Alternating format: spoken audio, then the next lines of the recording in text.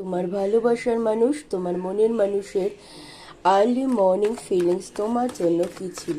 ভোরবেলার মনের অনুভূতি তোমার জন্য কি কিছু ছিল?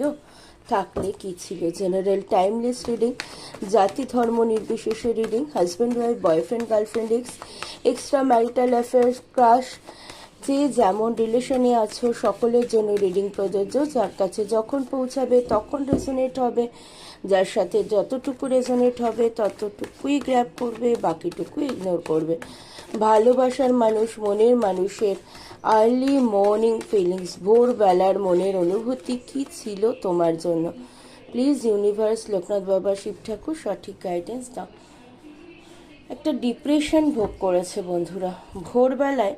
তোমার ভালোবাসার মানুষ, তোমার মনের মানুষ একটা ডিপ্রেশন, অনুশোচনা, একাকিত্ব, তার কাছে সব কিছু থাকা সত্ত্বেও সে কোথাও খুব একা বোধ করেছে।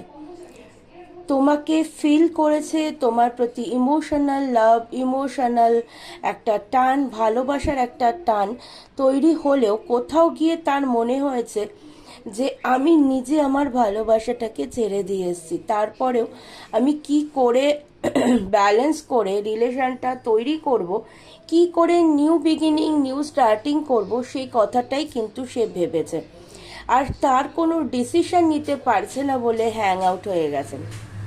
তোমার প্রতি ইমোশনাল লাভ ভর্তি ছিল মনের মধ্যে, মানে প্রচণ্ড একটা ভালোবাসার ফিলিংস তৈরি হয়েছে, অথচ নিজের ভালোবাসাটাকে ব্লক করে রেখে, নিজের ভালোবাসাকে ব্লক করে রেখেছে, ব্যালেন্স করে নিউ বিগিনিং, নিউ স্টার্টিং করার চেষ্টা করছে। ভালোবাসাটা ব্লক করে রেখেছে ইন দ্য সেন্স, মানে নিজে কষ্ট পাচ্ছে অথচ থার্ড পার্টির জন্য নিজের ভালোবাসাকে প্রকাশ করছে না তোমার কাছে, নিজের কষ্টটা নিজের মনের মধ্যে চেপে রেখেছে, ভীষণ একটা অনুশোচনা বোধ করেছে, একাকিত্ব ফিল করেছে। আর স্টেপ কি করে নেব, কিভাবে আগাবো, কিভাবে কল মেসেজ করব, সেটার কোনো পথ খুঁজে পাচ্ছি না, অথচ ফিরে পেতে চাইছে, তাই জন্য কিন্তু হ্যাং আউট হয়েছিল।